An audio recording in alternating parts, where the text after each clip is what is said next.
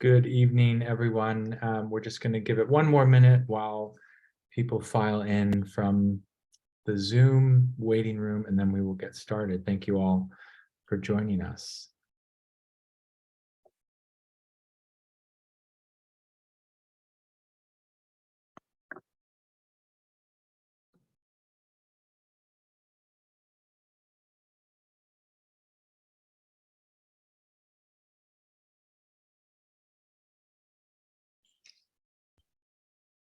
Okay, well, we will get started. Thank you all once again for joining us for this event tonight, Shamanism, Environmental Preservation and Collective Healing.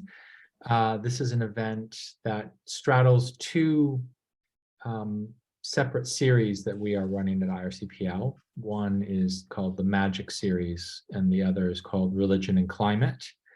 And as I think you'll see, there are very good reasons to showcase both of these series tonight, because the speakers and the topics really bring those two ideas and areas together. So it's a real pleasure. This event has been a long time in the making, actually, and it's a real pleasure to have worked with Julian Sanchez Gonzalez, who I will introduce in just a minute. And then he will go on to introduce our speakers. But for those of you who have not attended our events before, my name is Matthew Engelke. I'm the director of the Institute for Religion, Culture, and Public Life here at Columbia. And as I've mentioned, this event is part of two public event series that we are running this year, but I also want to say a special word of thanks to our co-sponsors for this evening. So they include the Society of Fellows Heyman Center for the Humanities, the Climate School, and the Departments of Anthropology and Religion. So thanks to all of those co-sponsors for their support, and behind the scenes, all the staff at IRCPL, especially Gabby Lee, who is running this webinar. So I'm very grateful to all of this support and help. I want to introduce Julian now. He is someone who I've gotten to know over the past few years in my capacity as director of IRCPL. Julian is a PhD candidate in the art history department here at Columbia, and he's also a fellow at the Cisneros Institute at the Museum of Modern Art. He works on the intersections of art and spirituality in the Americas and the Caribbean. And we've had some fantastic conversations over the past few years as I've gotten to know him as a research fellow at IRCPL. A few years ago, we had the opportunity to help fund some of his work, which involved research on the first World Congress of Sorcery, which was held in Bogota in 1975. And that's the subject, or at least part of the subject, not only of his dissertation, which I'm sure he's working on very busily, maybe even tonight after this, as he wants to finish up, but it's also featured in a recent episode of the award-winning NPR series, podcast and show, Radio Ambulante. So please do check that out. That was just launched a few weeks ago, I believe. Maybe you can say a bit more about that. But one of the things we like to do at IRCPL is really engage with our research fellows and our dissertation fellows, not only on their work, but on ways in which their work and interests might dovetail with those we're pursuing at the broader level of the whole institute. And this is really the fruits of Julian's labors. So I really want to extend my gratitude and thanks to him for putting this event together. It really is, he did it all. And we're really excited to see the ways in which he and Akazuru and Miguel Kirveld engage in conversation. So I will now, actually, before I turn it over, let me just say a few pieces of housekeeping. the event tonight is going to be structured slightly differently than what we normally do, in the sense that Julian will actually give about 10 minutes of kind of introductory framing remarks. And then Akuzuru and Miguel Kierveld will speak to their work. I think we're going to see a lot of slides, which makes sense maybe for an event focused on art and images. And they will each speak for about 20 minutes, and then the three of them will be in conversation for about 15 minutes, and then we will open the floor to questions from you in the audience. So if you have questions at any time, you can put them in the Q&A function at the bottom of your Zoom screen. So you don't have to wait until the Q&A session. If something occurs to you that you want to ask any one of the speakers, just type it up, and Julian will have access to those questions and be able to read out as many as we can get to. And in an effort to get to as many as we can, I am going to stop talking now and turn over to Julian, who will introduce the speakers and frame tonight's event. So thanks so much. Amazing. Thank you so much, Matthew, for your kind words and introduction. It is a real pleasure for me to be here hosting and moderating this talk through the platform of the Institute for Religion, Culture, and Public Life at Columbia University. And so I would really like to thank you and the team at the Institute, especially Walid Hamam, Gabriela Lee, and Madeline de Jesus for their support throughout the planning stages of the event. I would also like to stress, as you said before, that the connections leading to this panel formed in 2021 after my involvement as a summer research fellow with the IRCPL. And so this is a very generous program within the Columbia University system. And I encourage any PhD students and candidates interested in the goals and missions of the Institute to apply to this program. So the panel for today brings together two creatives whose work, both artistic and curatorial, is highly motivated by a rich intersection of spiritual beliefs, communal practices, and performativity in the public space. Akuzuru and Miguel Kierveld are leading minds shaping the Caribbean contemporary art world from Port of Spain in Trinidad and Paramaribo in Suriname, respectively. Their work gives us an insight, as the title of this conversation suggests, on how to apply spiritual concerns and practices to issues related to environmental awareness and collective healing. Responding to present-day challenges of increased political polarization and natural emergencies, their artistic endeavors are simultaneously rooted in reclaiming ancestrality while being instilled with a sense of urgency to action. The use of the term shamanism, or the practices of healers or spiritual guides, frames this conversation for a number of reasons. First, it wishes to stress such practices as part of a larger social phenomenon shared across cultures and geographies, and therefore exceeding its original coinage to describe such cultural practices as exclusively Northern Asian. We see this, for instance, in the now largely accepted use of the word shamanism in contemporary anthropological studies to describe the role of payés or taitas within indigenous communities in the Amazon region. Further, despite its indiscriminate use in popular culture, shamanism as a term helps us build a generative conceptual bridge between indigenous and Afro-Diasporic spiritual and healing practices. This interspiritual and intercultural connection is particularly true for countries with rich yet difficult colonial histories in the Caribbean, such as Trinidad and Suriname.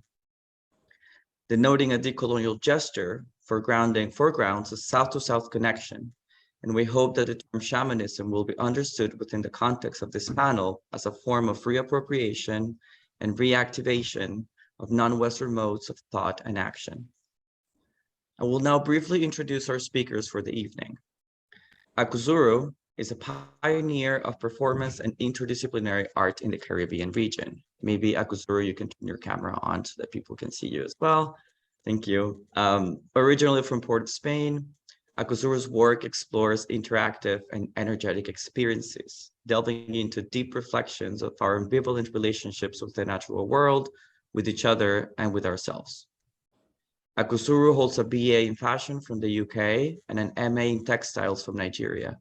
and her formative studies include classical music, orchestral steel pan concerts, classical and contemporary dance, and the processions of the Trinidad and Notting Hill carnivals. She has shown her performative and installation pieces at the National Museum of Trinidad and Tobago, the Paris Art Museum Miami, the University of the Arts Bern, and the Buchheim Museum in Germany. Miguel Carvelt is an interdisciplinary artist with a focus on curating, intuitive coaching, and creative writing, and is now curator in residence at the Ready Text Art Gallery in Paramaribo. His work questions race and gender with a critical perspective, challenging colonial legacies and modes of representation. He uses theory to inform his writing process and social practice in order to strengthen social relations within communities, while also reckoning with problems of power inequalities and the retrieval of local knowledge. Miguel has a background in civil engineering and has also worked on several projects related to leadership, quality management control, artistic research, and community building.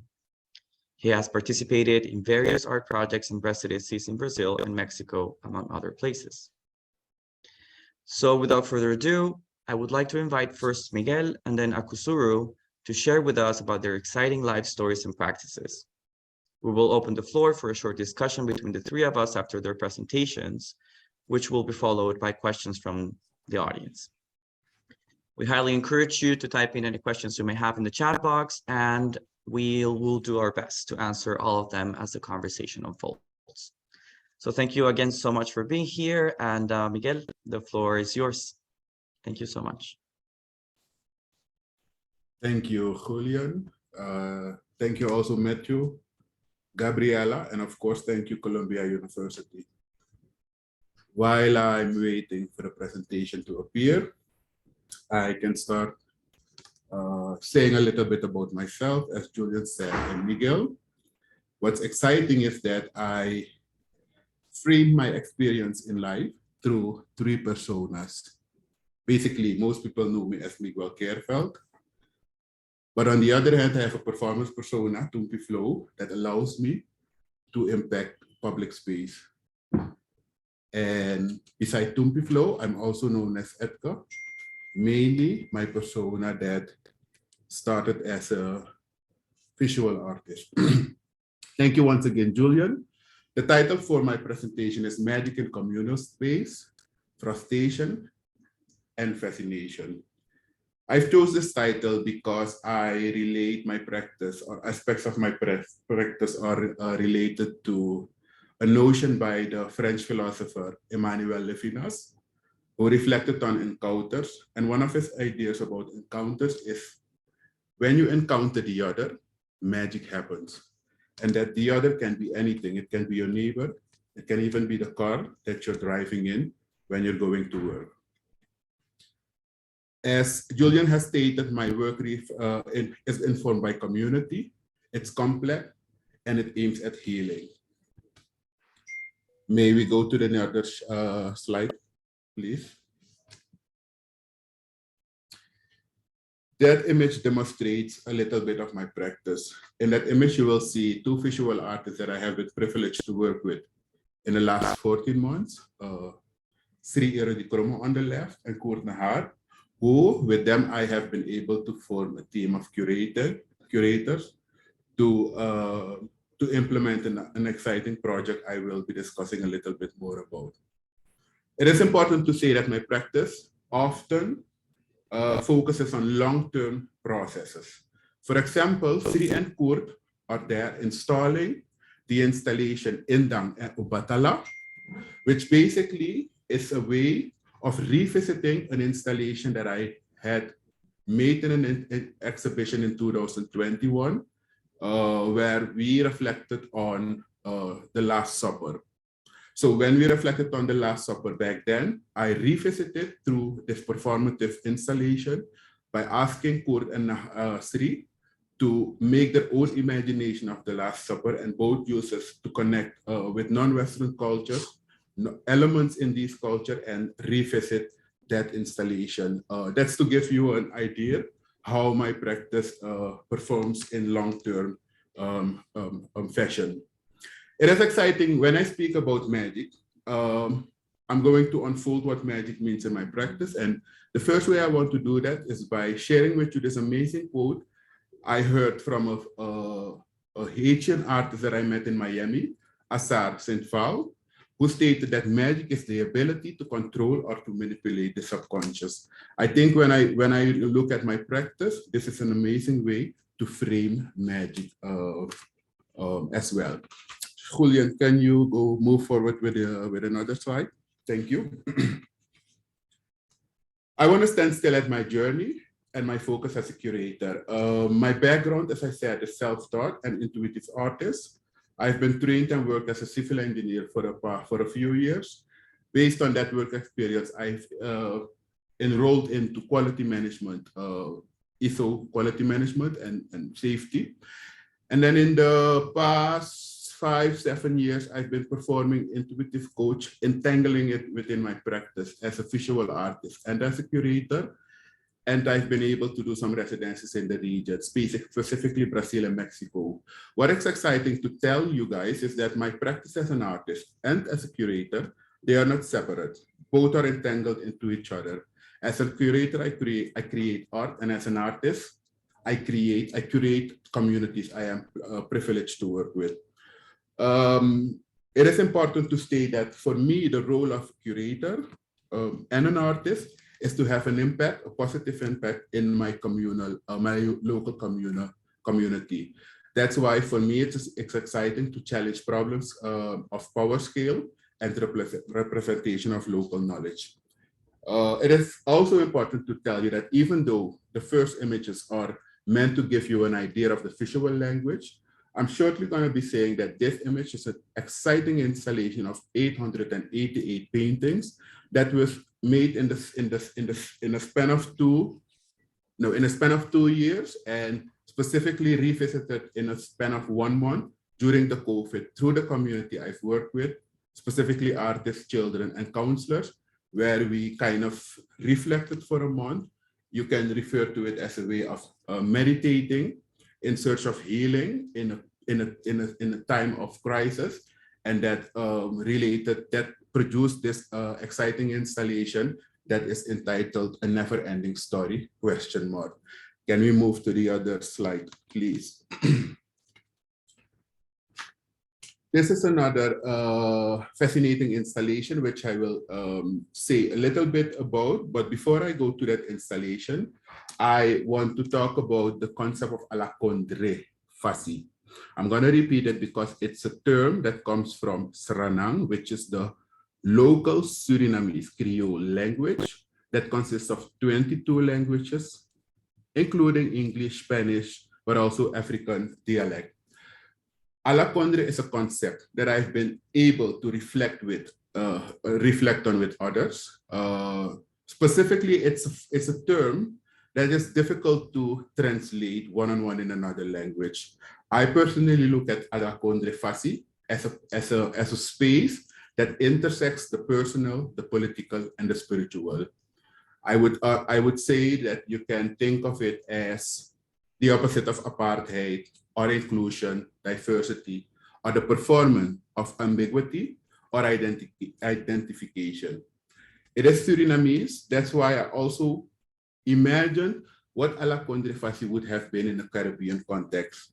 And I've borrowed from Afrofuturism to say that it is Caribbean futurism. So when I speak about alakondre in a Caribbean context, I would prefer to say Caribbean futurism. It is also exciting to say that I specifically, to make a catchy term, I relate the same alakondre fasi also to Mama Eoism. A little bit on this term, because it's a term I devised, is that it is a hybrid between Mama and between Mamyo.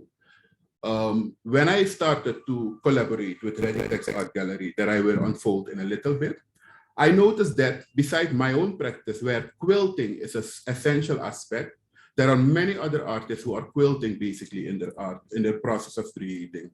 And in Suriname, we know quilting as Mamyo. So basically, because when I was working with Reditex Art Gallery, I've noticed and I've started questioning whether something like Dadaism, if it would have been formed in this point in time, would it be called Dadaism, or would it be more a feminine manifestation? So based on these questions, I decided to frame this movement and this experience that I had within the creative conversations that I have with Ready-Text Art Gallery, to frame it known as Mama Eoism. Can we move forward with the next slide? It is also important to say that the opportunity to reflect and to have conversations in terms of Alakondre is thanks to this amazing artist, art creator and art director in Suriname, Alida Neslo, who initially started reflective conversations with artists at Ready-Text Art Gallery. And I was allowed last year to join the ship and to have the conversation going on. I chose to frame the process that I specifically contribute to as Alakondre, a space and time. In this context, I'm using Alakondre to combined with my practice of counseling and counseling and coaching as a way to stimulate reflection through art. This experience with Ready-Text Art Gallery, it's fascinating. I'm really privileged to have this experience because it allows me to gain knowledge through art as a non-discursive philosophy, as a philosophy beyond words, more a philosophy based on exploring images. And this experience gives me the opportunity to understand curatorship in the context of Suriname. Like I told you, like I use these images as a way to give you an idea of the visual language. This is another detail from the same present, from the same installation in the previous slide. And for example, there are different objects that I've collected over time. In this specific work, this installation is called Negro Bible, a non-existing manual, ? And this is the first volume, volume 9. By now, I'm at the stage of volume 5. But in this work, I specifically chose several objects that appeared during my process of reflection, that appeared during my process of creating art manifestation. And I've entangled them all into one story related to questions that I have. So for example, the teddy bear holds the imaginations and questions that I have regarding our next generation in the current political climax in Suriname. May we move to the other slide, please? In the image on the left, you will see the complete installation that I made. Like I said, I have chosen 4 other works to dive into, but this gives you a perfect idea of how I imagine and how I am performing magic through my practice as an art and as a curator. It is essential to stand still that when we speak in the context of Suriname about shamanism or spiritual manifestation, I take inspiration from this art historian and writer, Albert Hellman, who argued that in the context of Suriname, shamanism is too narrow and shamanism is too narrow. So he came up with this with this term, cult of magic. I am fascinated by this term because in his perception, what he refers to with this term, cult of magic, is he refers to a series of attempts, systemized or not, made by man to be in contact with unseen world, populated with supernatural beings, a part of which can be influenced for good or for bad by their actions, and in which turn affect, create, or destroy the life of inhabitants of the earth. It is important to say that in my perception, I am choosing to widen this definition by also looking at supernatural beings as artificial intelligence. The reason why I want to expand this definition with artificial entities is because expanding it with this term gives me this wider scope, and that wider scope validates the use of art as a profound experience, almost as mystical. Having said that, I want to also state that a cult of magic, I compare it as a dream mode, more in a Freudian sense. Can we move to the next slide, please? So one of the projects that I want to highlight is the exhibition Ingisting, that's also Surinamese Creole language, and it means indigenous voices. For this exhibition, like I said, I am collaborating with Ready Text Art Gallery, and I have the privilege to work with Koert Nahar and Sri Erodi Kromo. Koert Nahar has been the leading curator for this installation. Basically, as a lead curator, Koert used art to bring to the attention how there is a need for giving a space and giving time to notions of indigenous culture in Suriname. Basically, he has chosen an indigenous artist, not only because he has been indigenous in terms of his ethnicity, but basically because his story as an artist has been consequent, depicting the indigenous culture. And this artist is Winston van der Bok. He passed away in 2021. And even though at the moment, at a point in time that this exhibition took place, this art manifestation took place, Winston was teleported to the other dimension. In my personal experience, I noticed his practice in the sense of having this opportunity to play with his personal objects and and supporting Koert in building an exhibition. It was a profound experience. And beyond the profoundness, what I personally have enjoyed and where I personally admired in Koert's approach in this concept was the fact that Koert took this conversation about indigenous and indigenous culture in the context of Suriname, which I think is a fascinating way of performing a la Condre, is choosing artists who are by biology indigenous, but also choosing artists who are indigenous by terms of psychology. In my case, I feel that Koert chose me as one of the artists is because I can relate to this existence, to this performing of indigenous existence or indigenous ethnicity.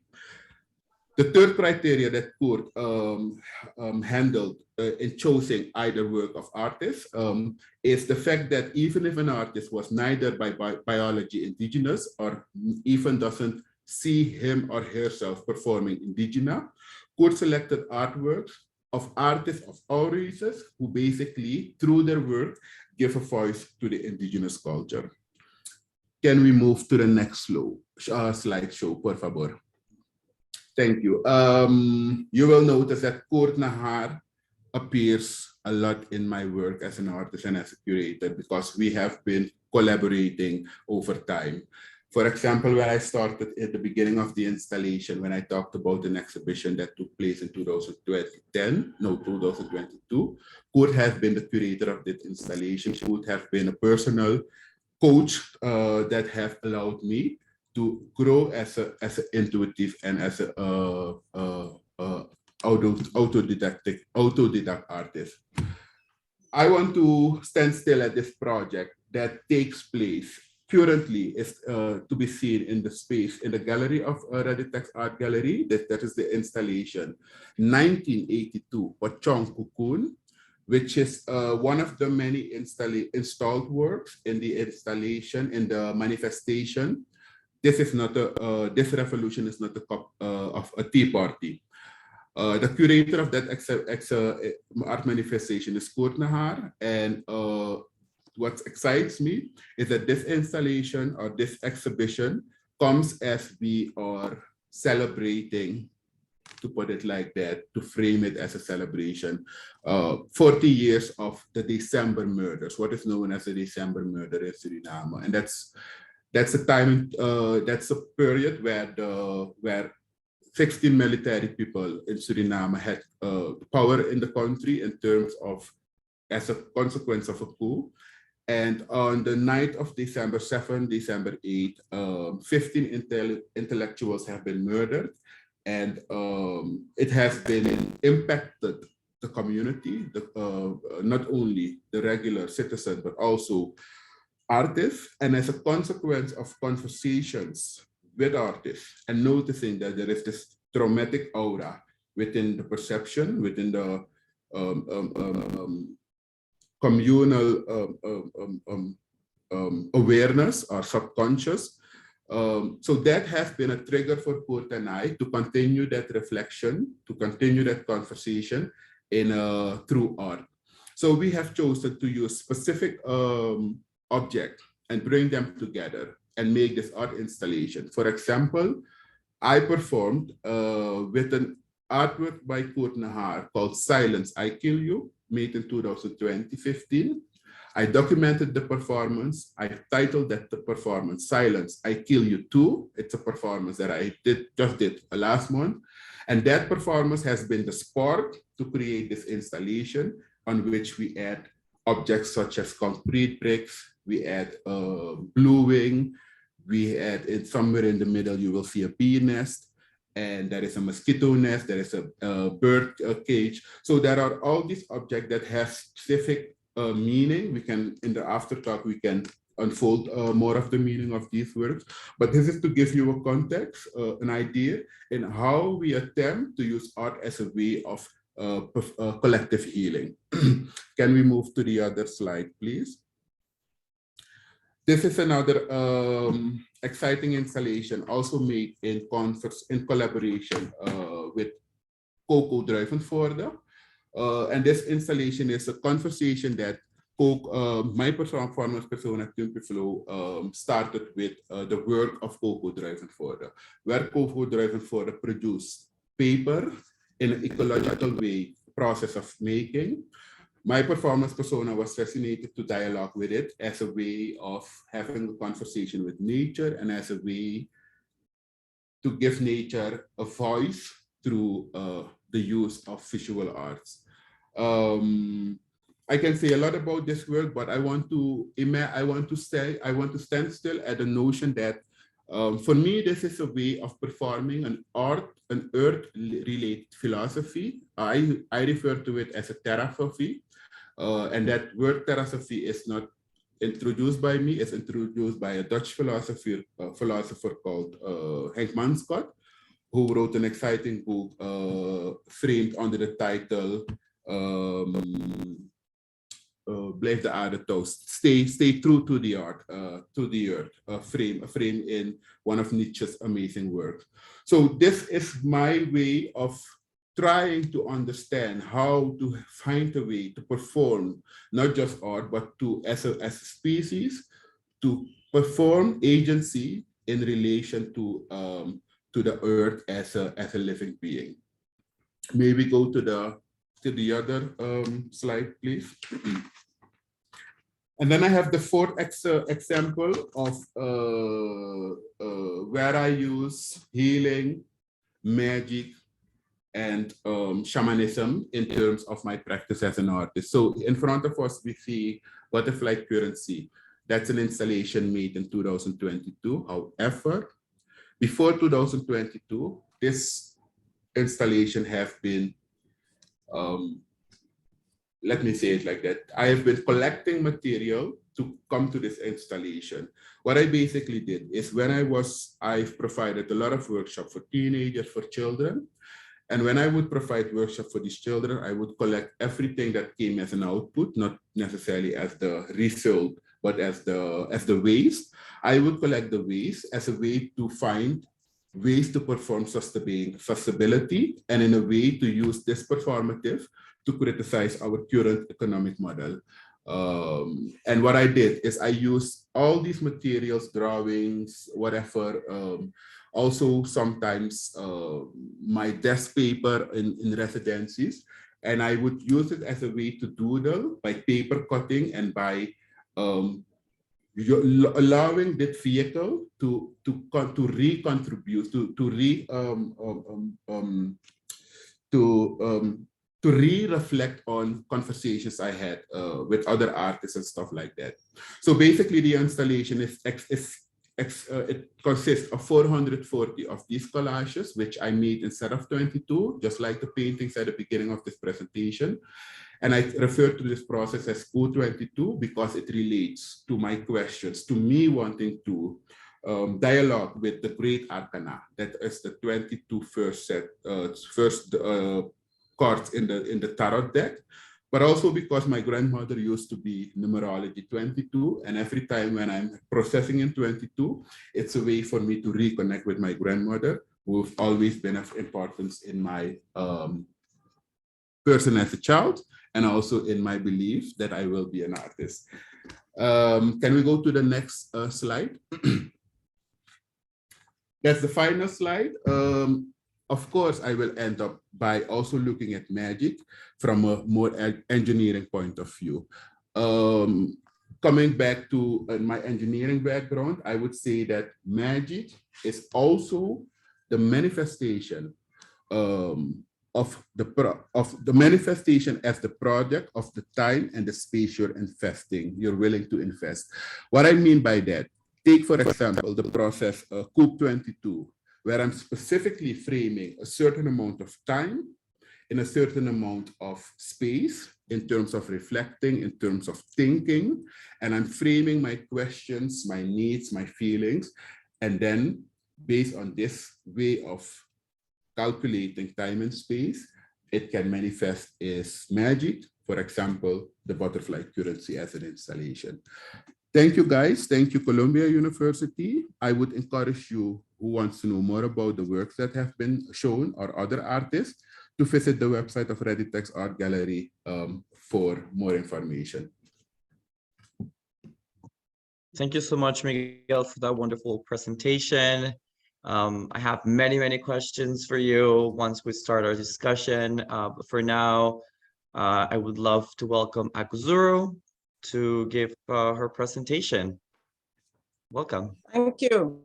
Thank you. Thanks to everyone who's been able to attend. And thank you, Miguel, for such a wonderful start to this conversation. I'm really happy to be here.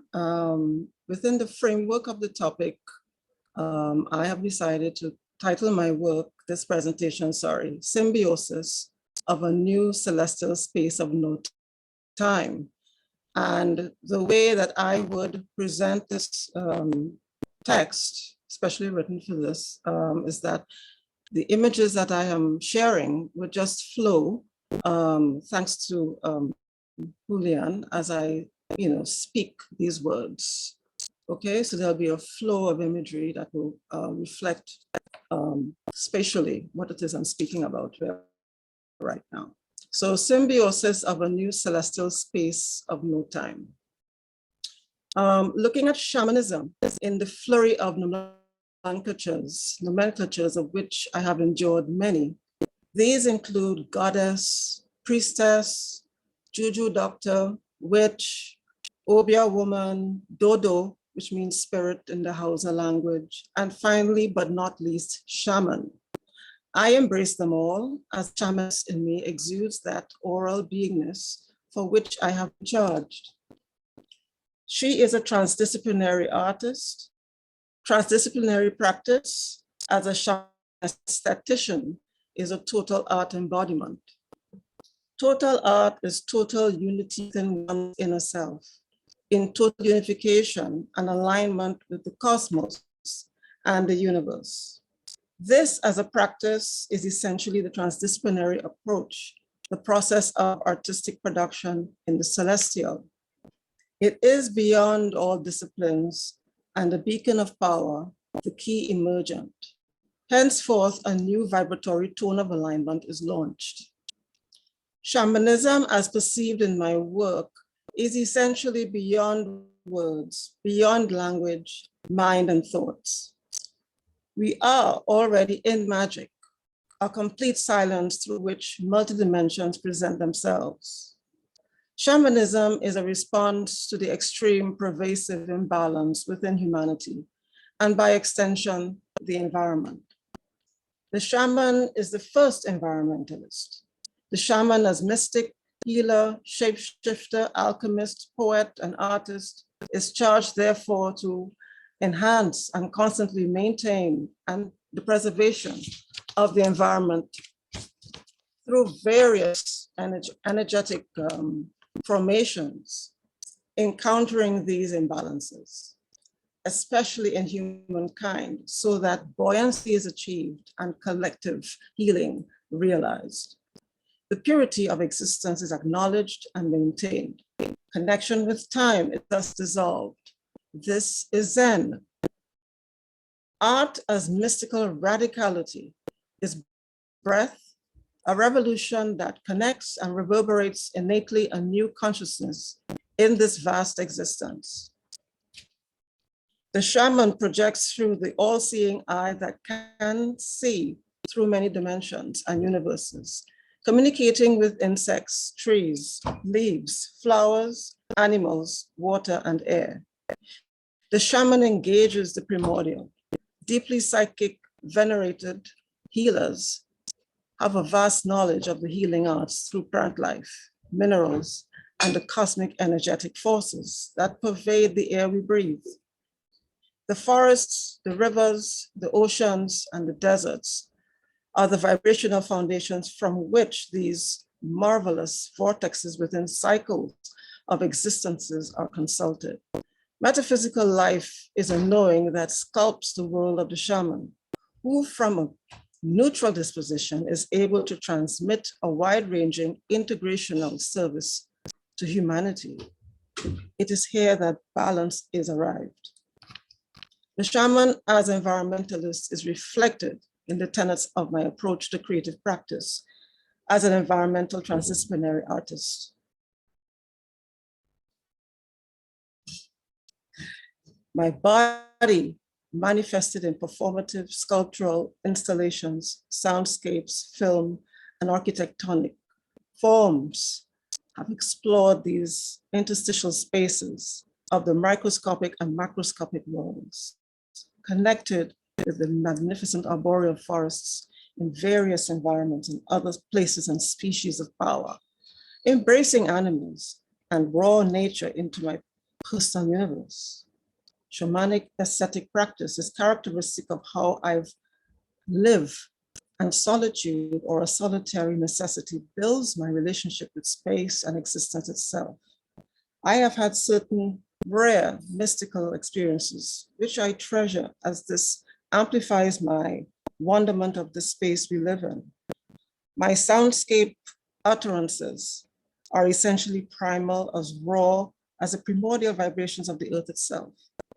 The process of making, which is the interiority process from the processed exteriority, amounts to the realization of art as a constellation of exhalations. To process into creating new breaths of direct experience.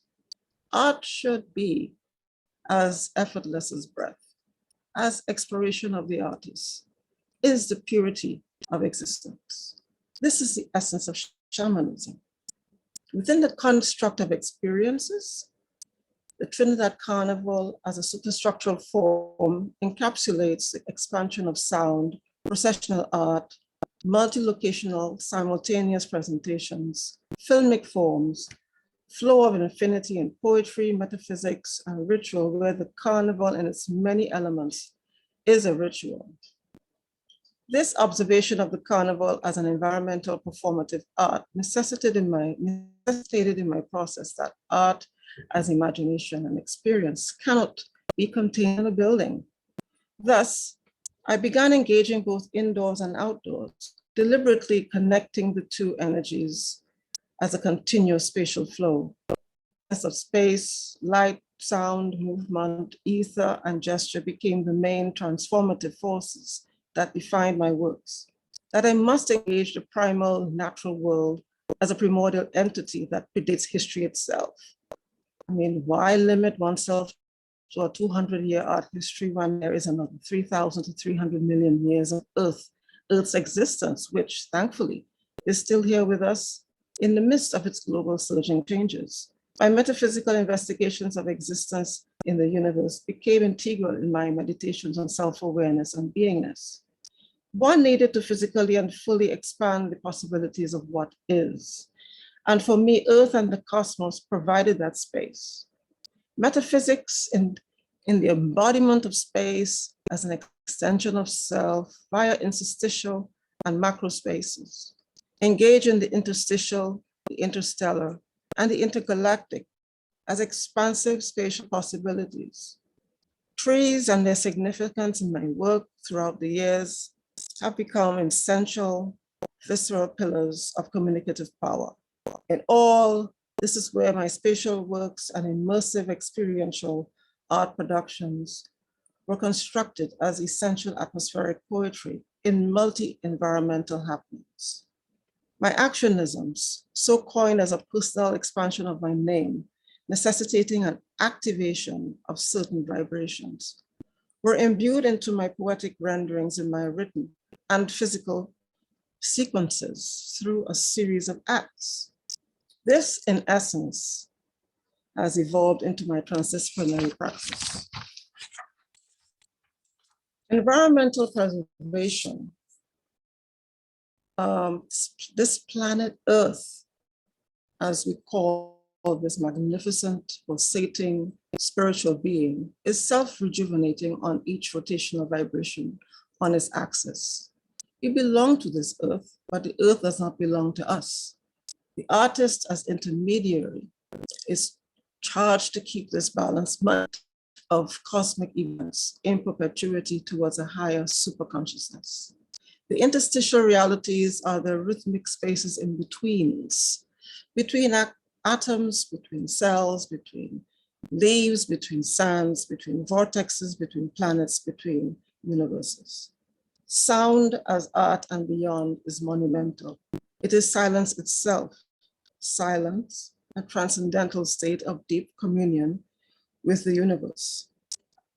Dissonance and discordance in sound is a space in between the conventional melody and harmony of flow. It shifts through to another dimension. Staying on this seeming disharmonious harmony creates a challenge to the DNA, causing a metamorphosis of physiology. My instrumentation is a recalibration of frequencies. It catches the unseen and creates echoes of soundings. A much more enriched sensibility and sensitivity emerge. Sound morphs into form and space and vice versa. This is where color and form become potent vibratory energetic forces in the monotone. Examples of the power of the monotonic experience is evidenced through the works of the famous mud mass at the Juve processions of the Trinidad Carnival, the Trinidad All-Stars Pan Orchestral Music Band, Austrian artists in the work of the Austrian artist Hermann Nitsch, the Japanese artist Yayoi Kusama, the Polish artist Magdalena Abakanowicz, and Theaster Gates, the American artist, to name a few. An infinite flow of no mind. Magic ensue from this constant churning of spiritual alchemical processes of silences to effect deep transformation of the soul of man, resulting in love and compassion. These scapes of interdependencies and outer dependencies inform our ways of transcribing realities on a cosmic level through my works as seen through fibers, textiles, clothing, couture, wood, stone, in my drawings, tableau vivant, soundscapes, and installations. Geology and ecology are engaged. Geology, where immeasurable time is morphed into space. Ecology are ancient systems of stories that remind us how so very small we are, but so essential in this expansiveness of vast spaces. Aquatic elements essential to life is a continued centered feature in my works, part of the dissipation of the symbiotic flow of existence. My direct experience with aquatic bioluminescence, and other life forms, along with various forms of water, whether still, drops, icicles, falling rain, flowing rivers, sea waters, and snow on mountains, illuminate the power of preserving this pristine environment, which self-regulates and fixes itself. Water is supernatural and retains memory. This powerful earth element features prominently in many of my expressions. Water is a powerful element in shamanic incantations through deep communications and reverences to its representatives, example, Olukum, Oshun, Nemanja, mermaids, etc. Collective healing is a direct result of environmental preservation. Healing as performance, healing as silence, healing as sound, healing as being in stillness, and more are manifested through my installations and performative processions, where movement of the female body are moving sculptural operas and otherworldly instruments, which responds to various alignments of weather patterns and seasons in nature, which activate the reverberant healing process. My drawings are trances beyond words. The circle or circular is a recurring presence as cosmic spirals implying vortexes of infinity, which when intertwined emit and envelop a sensual and multisensorial capsule that formulate a key of resonance. Sensuality of form, sensuality of nuance, sensuality as a subtle expression and essence of the purity of existence are the spirals of the universe itself. The ceremonial as art is a deep vibration that leads towards a higher consciousness. The swirling masquerades of the Benin Voodoo, a ceremony called Zangbetu, is a towering example of the repetitiousness of these spinning vortexes, the circle, the round. The haunting meditative sonic instrumentations of the Lama monks of Tibet that travel through dimensions as the vibrations expand and heighten deep awareness. The celebration of the Numo, aquatic spirits of the Dogon peoples of Mali, through the veneration and acknowledgement of the Sirius star that becomes visible in the cosmos every 60 years, manifested in an intense Sigi dance ceremony held every 60 years as a community endeavor.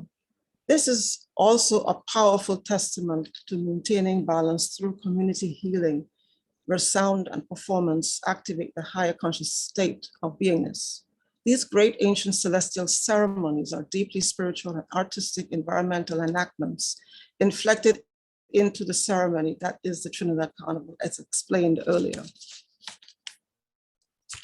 Clothing concepts and experiments with shape, movement, silhouette, color, architectonic elements was developed from a very young age during my mid-teens by observation of my mother, who made clothing for her children, school uniforms, and I very often designed my clothing, and she would cut and construct them. It was during this time that I started perfecting my drawing abilities, especially of insects, flora, and the human form. Pattern cutting and construction techniques inform my approach regarding the body as an environmental landscape. My body works in the form of clothing are worn on the body as vibrations, sculpting frequencies and forms.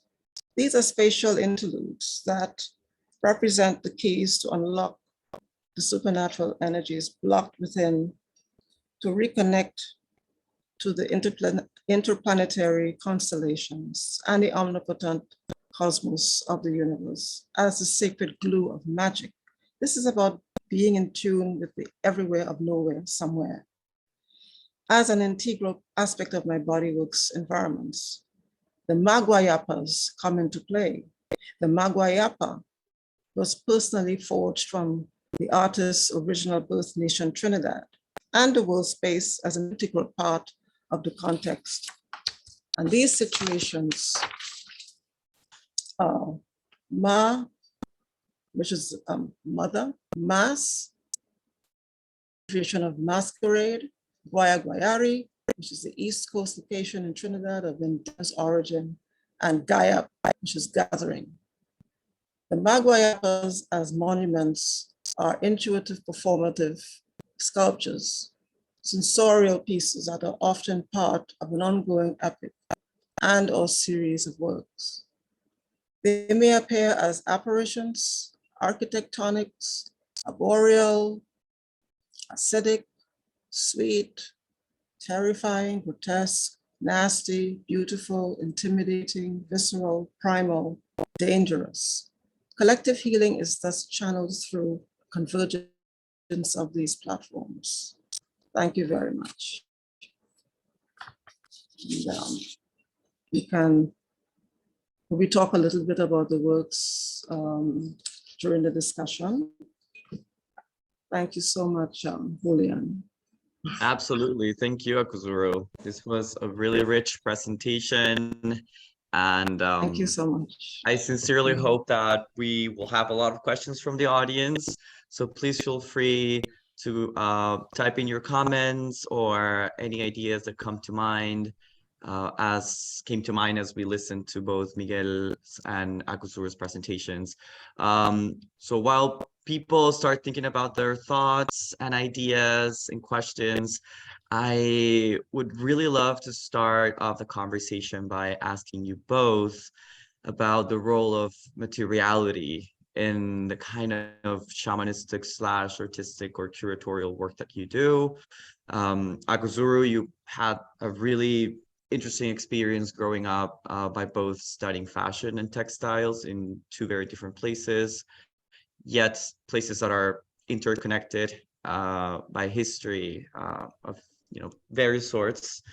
And Miguel, in the installations that you showed us, there's a very rich use of materials ranging from nets to concrete to clay, painting.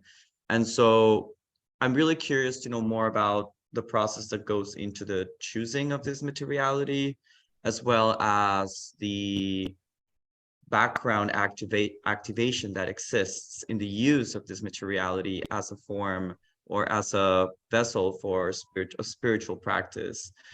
So yeah, I'm really curious about that. Whoever would like to start, that'd be wonderful. Thanks. Okay, part of my, thanks for the question. I think it's an exciting question, Julian. Part of my choice of material happens spontaneously. Part is structured. I'm going to start with the spontaneous part. Basically, since I like to evolve previous work, intertwine them into present work.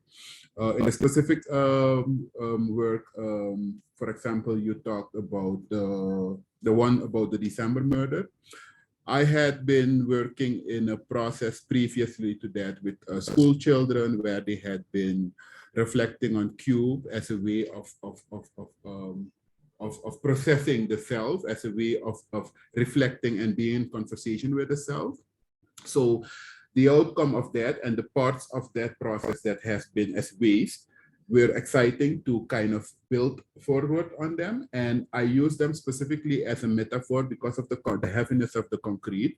I use it as a metaphor of the heaviness of the burden from this event. And then I kind of try to bring other materials that in terms of their weight and in terms of their symbolical meaning can add up to the narrative I'm trying to build.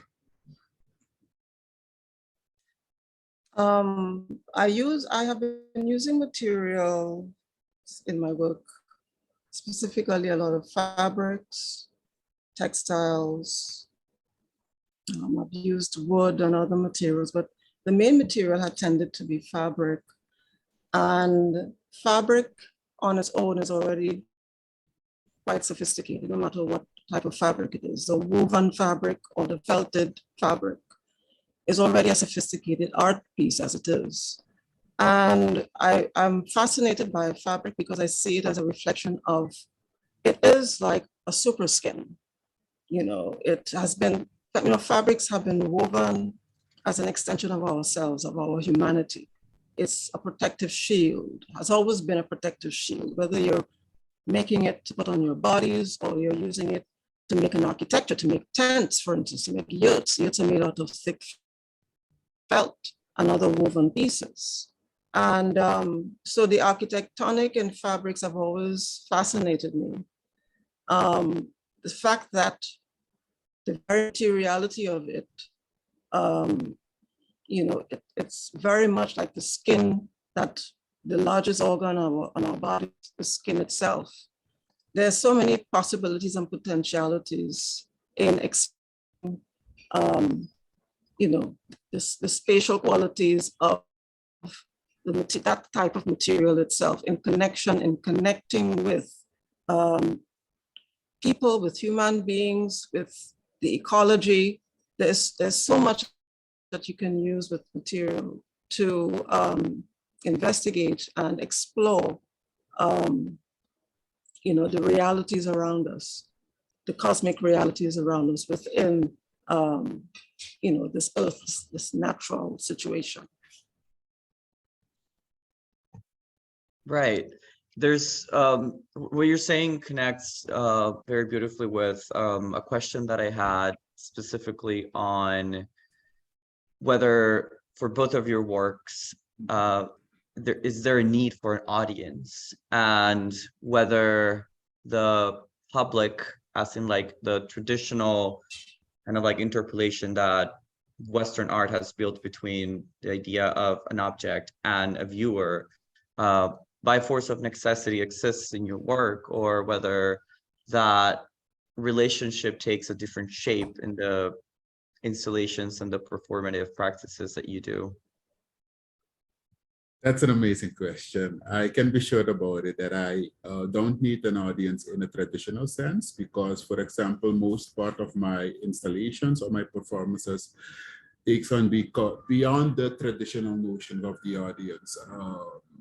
It might be, for example, that I frame my audience in terms of a performative, wanting to have a conversation with nature, or wanting to have a conversation with the earth as a living being.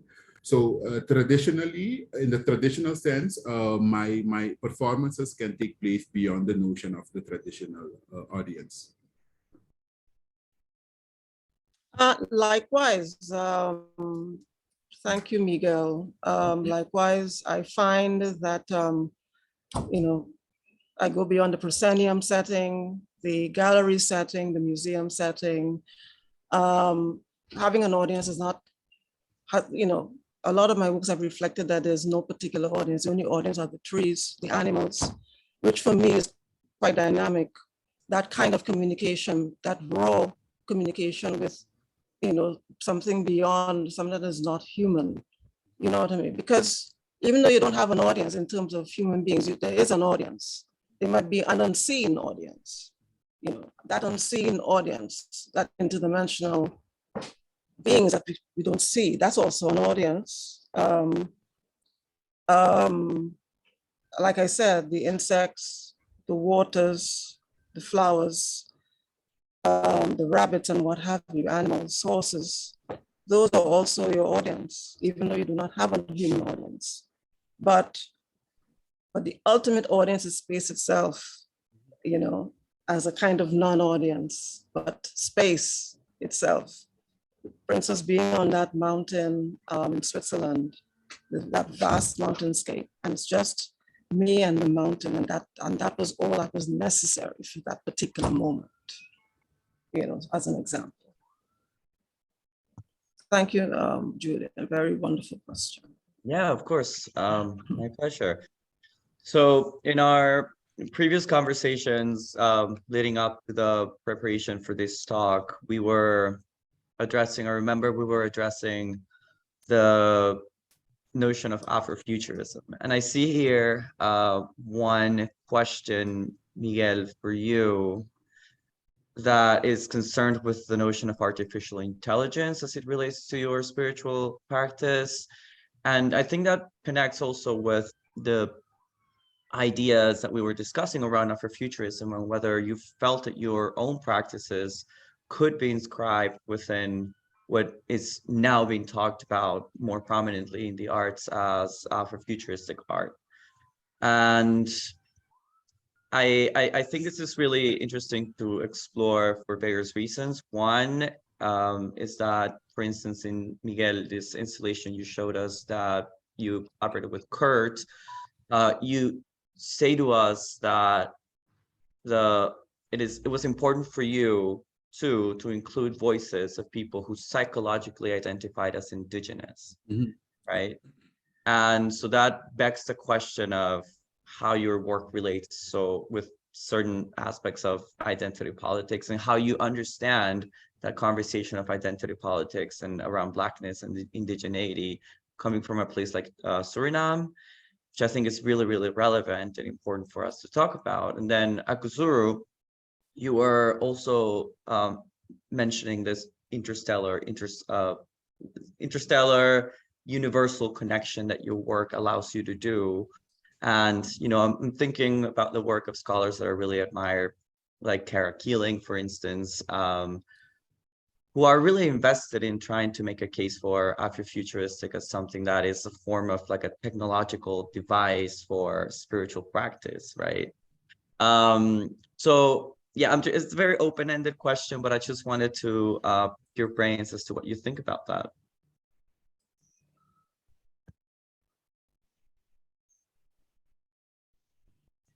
Who's first? Yeah, okay. I wanted to give you the honor. All right. But yes, Right.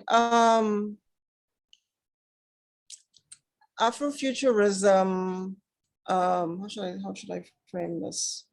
I don't know. For some reason, I mean, I can understand wanting to make a very strong identity for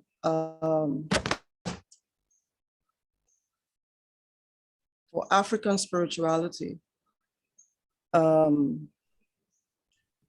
is present in our ancestry. That is our ancestral. This is our ancestral grounding. And I deal a lot with the present and the now. I think Afrofuturism, as it has been coined, it is valid within the space that we live. And I think it is something that is still, it's there, and I think it is still developing. I think it's very interesting. It's also quite exciting. I've never really placed myself within that realm of what is being established as Afrofuturism. But I've always made my own approach to my work has a lot to do with the transcendental, and of course, gleaning from and learning from also my African ancestry and looking at the ancient peoples of indigenous spiritual practice from different parts of the world, especially Africa, especially in the Caribbean, especially in North and South America, especially in these ancient nations in Tibet. And so it is not a particular term that I lend myself to quite readily, Afrofuturism. And I know that, yes, I am a person of African ancestry. And a lot of my work, yes, has a lot of that. But I think what I'm trying to say is that I just like my work to flow and have a sense of freedom about it. If people if people see my work as Afrofuturistic, I don't have a problem so much with that, But I tend not to box myself within that as a sort of, that's it. She's an Afrofuturistic artist. For me, myself, it's just like shaman, being called a shaman. I've never called myself a shaman. And all of these different terms that I was, I would say blessings, because it shows me that I have been on the right path. And like I said, I embrace that because it's a very spiritual place. So I embrace being called these very spiritual terms, But some terms I'm a little more guarded about, Then looking at Afrofuturism, there has to be spirituality, deep spirituality is very important in what I do. And so I hope that Afrofuturism will display that, will project that as a very important foundation through which it will grow, you know? So, but yeah, the present and the now, the strength of the now is very important in my practice. I hope I make sense in what I just said, so. Yeah, for sure. Yeah. Thank you. Thank you. My take on Afrofuturism is based on a reading I had a while ago from Natrice Hiskins, and she's arguing that Afrofuturism is an augmented space that allows the artist to move forward through space and time, specifically connecting the past, the present, and the future. And that's exciting because in some way of attempt in using this ancestral knowledge and bringing them in a contemporary experience allows me to kind of associate with that argument of Afrofuturism. And what specifically also struck with me from that reading and that I can relate to is that Afrofuturism is the space of also borrowing from other knowledge fields, which gives me the sensibility, and in a way it confirms for me, it validates for me this idea that race is not who you are, but who you perform. You know, you can perform in this moment, in this point in time, as indigenous, in another point in time, a completely different ethnicity, or connect with knowledge field, ancestral knowledge field from different knowledge field systems. So that's how I see and use Afrofuturism in my practice. Can you tell us a little bit more about the conceptual underpinnings of this idea of the psychologically indigenous that frames the exhibition of indigenous voice? Yes, for example, Kurt Nahar in that exhibition, Indigenous Voices, he at some point focused on artists that were indigenous in their bloodline, but also like artists who kind of associate or who relate in indigenous psychology or culture. For example, in my practice, I revisit this knowledge of my grandfather, who has been, in terms of, for a smaller percentage, indigenous. He comes from the indigenous tribe in Suriname known as Cariña. So it allows performing this space of indigenous existence, performing the space and challenging and actually creating frictions, basically with playing with race or with gender. It's exciting because it only allows to expand what is in the DNA and to kind of find ways to perform what we are asked to be performed in this 21st century is just performing complexity. That's how I think. Kurt Nahar, for example, aimed at with these indigenous voices. And I mean, like, we are on the space, we are on the land of the indigenous. And of course, they have been on the land and we came on the land, and we having this conversation through them and through our own DNA is the most fascinating thing, and the thing I'm privileged to be able to do. Amazing. We have a lot of questions from our audience, which I'm really happy about. Wow. Before going into these questions, I wanted to ask real quickly about this idea of, Akusura, you said something on the lines of a mystical radicality. And then for the specific case of Alacandre, Miguel, you conflate by the usage of this term, the spiritual, the political, and the personal. There's this sense of pushing forward with your spiritual practices towards a place that's politically involved in a way.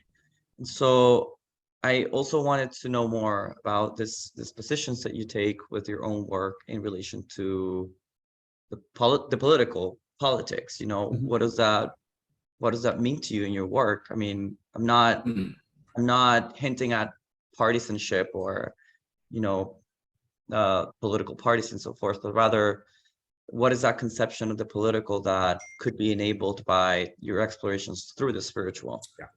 What I mean with political space is basically the public space, a space that me and my neighbor, my family, and all of us existing in this notion of, for example, in the Surinamese context, as being a Surinamese citizen.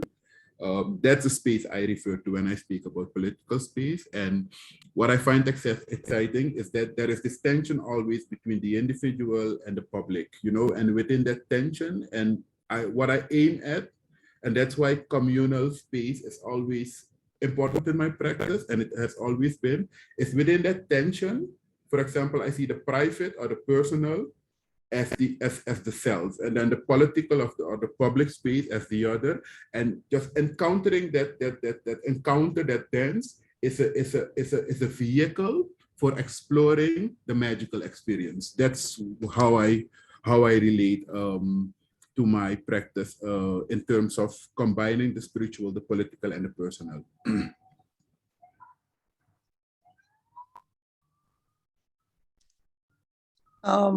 With regard to artistical radicality,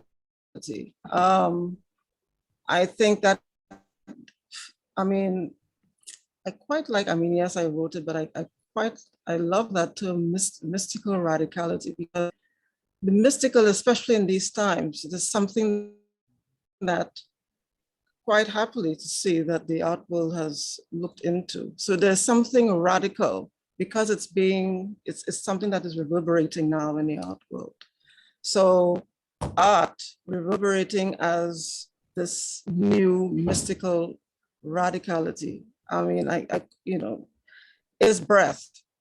And it is something that I have been doing for, you know, more than 30 years, you know, my mystical life, my mystical practice. And but of course, vis-a-vis looking at the political, and talking about the political, I always say that I'm not a political artist, but of course, presenting your work is political. You can't get away from that. You will always have the political, as long as you're presenting within society, you are engaging the political, right? So, but you want to weave through the hardness of it, of, you know, the political platform, the political discourse, the political consciousness of people. And the whole idea of what I do, this mystical radicality, hopefully that exudes from what I do, is to bring people back to their self, bring them back to their center, so that they can see who they really are in the first place, you know, before even the politics, because you're just looking at the purity of who you are, basically. And so this is the mission of my practice. This is the mission of me presenting and why I present in certain spaces, in the environment, you know. But yeah, I mean, that is how I respond to that with regards to the political and the mystical, vis-a-vis the mystical in artistic presentation. Yeah. Great, thank you. So we have a question here from one of our audience members, which I love, and I think this is also like a very generative question for many different reasons. I wanted to, well, this person wants to know, how do you both feel about New Age practices? How do you feel about the terminology New Age? Any thoughts would be good. Many of our cultures, African, Native American, both North and South American and Asian, have been demonized by Western culture. Thanks again.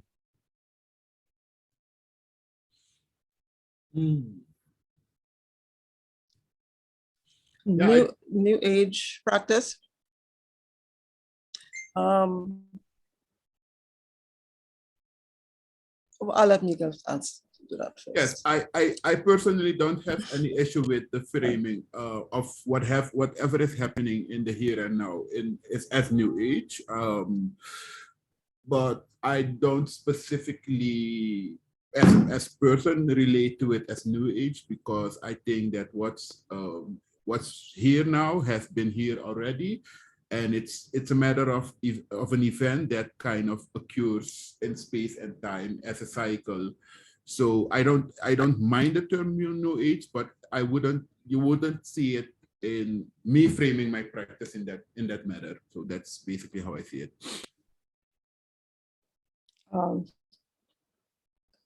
New Age practice,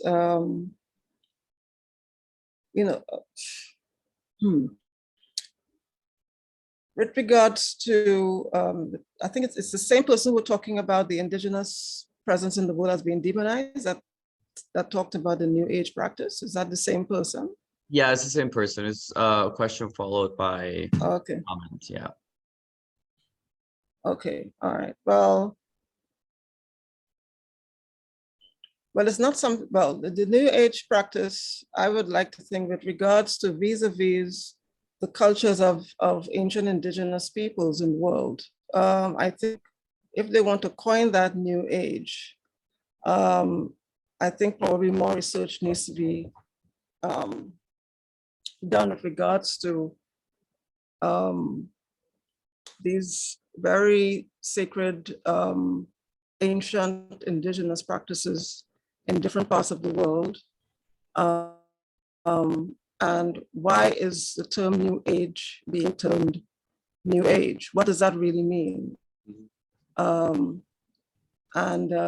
just hope that in developing the meaning behind that, another term, probably a much more appropriate term, because it seems to be a kind of, it's almost like saying something is, it just seems a little bit fairly frivolous in a way. But I mean, I suppose for younger artists coming up and they want to do something exciting, and people tend to play around with terms, with feelings and stuff like that. People try out different things, and then suddenly you decide, okay, let's do this New Age thing. And I just, and I think maybe for the moment it's exciting for certain people. But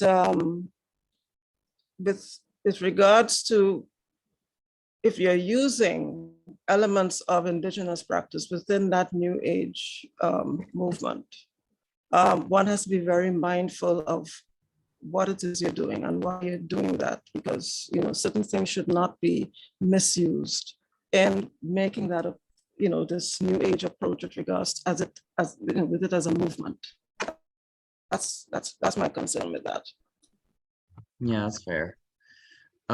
We have another question. It's a very thoughtful question. I'm going to read it. It's a two-part question, one for Miguel and the other one for Akuzuru. It says, in Carvel's presentation, the curated artwork, Silence, I Kill You, sounds like an intriguing attempt to represent the unrepresentable past violence. Can Carvel explain a little bit more about the exhibition's conceptualization of it? Also, this differs from Akuzuru's explication of silence as a quote-unquote state of deep communion of universe. So the question is, how is it possible to represent silence in our very act of breaking it via our language, if one's act of performing it is punctuated by its visualization? That's an amazing and exciting question in terms of its complexity. In relation to the performance and the conversation with Putnahar, there has been a generation that has been silenced through political violence in the 80s, and it had an impact. And what we've noticed is that along this time and along the other generation, I think by now the third generation, this tension around silence, around being shut up, that's the context of how I performed with the silence. There has been a movement from total silence based on fear to more strategic silence based on using other language vehicles such as gestures, such as symbolism, to tackle this notion of being in violence, but being beyond the filent of the history that has been archived in the collective memory. So that's in terms of the work that I performed with Kurt Nahar. We are kind of like a generation, Kurt is a generation before me. And it has been an exciting way to kind of see how the silence in his perception and the silence in my perception and how we both deal with it in terms of the work and what it stands for has been unfolding through our conversation. Yes, the person is talking about how do I perform silence. Silence is something that is kind of like the antithesis or a nemesis of within society in different ways and in our ways of life and stuff like that. And people have busy lives and stuff, and they can't imagine what is that. People go crazy if they sit down they can't sit still, you know. Sitting still is very difficult for many people for long periods of time. What I have done in the past, for instance, in my work called Ethology, I've developed what I call healing chambers.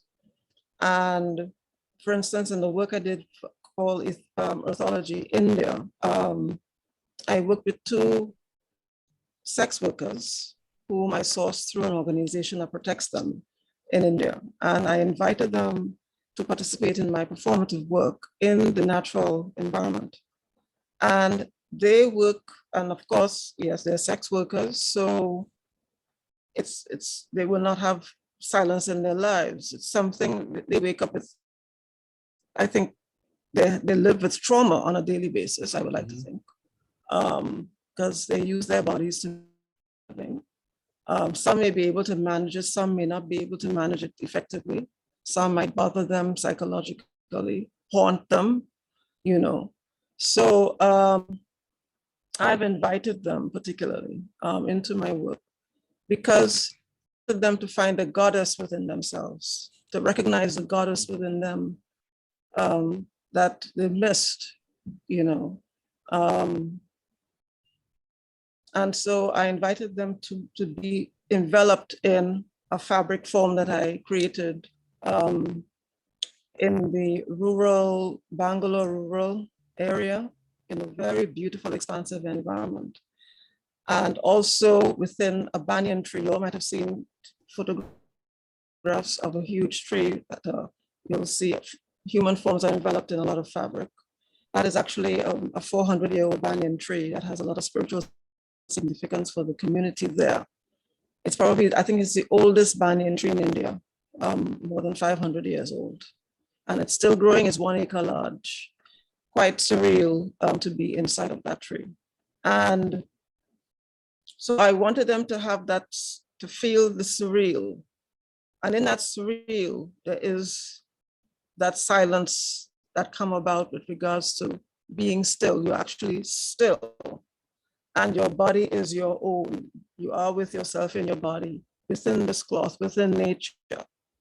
So you are become an extension of that.